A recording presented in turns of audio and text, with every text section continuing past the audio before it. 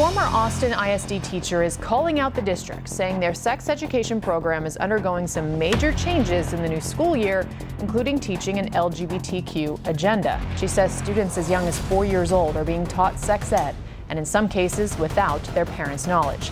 And I want to see what they're trying to teach because I want to see if I'm okay with it. My name is Caryl Ayala, and I live in Austin, Texas, and I am a 20-year educator. In the school year of 2015 was the year that my campus decided to implement the Welcoming Schools program. This was just the first step of starting to queer our school district, because they were going to start implementing comprehensive sex education. You know, my 4-year-old students, I had to read books like The Princess Boy or Jacob's New Dress, where it's about little boys that want to wear dresses. And I didn't hear anything about enlisted parents or informing parents. And I knew that that was not right. I knew that that was trampling on parents' rights. In this state, every parent has a right to opt out. I didn't know any of that. And I'll tell you one thing, parents don't know it either.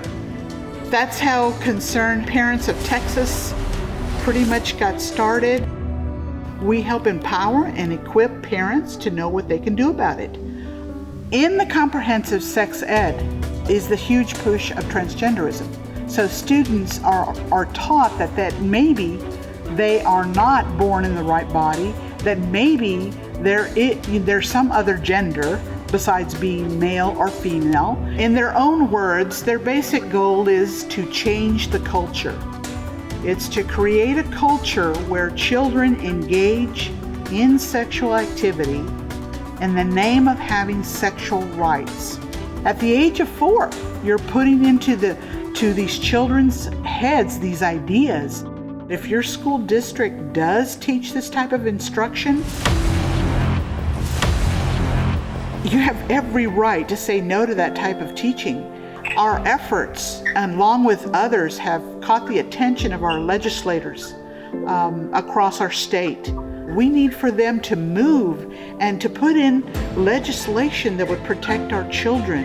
It's no secret that Planned Parenthood and the LGBT advocates are in bed together, so to speak. They basically have a business model, and that is you get children to be sexually active because then they need contraception, which they provide, and so it fails, and then they need to purchase an abortion, right? So that's their business model.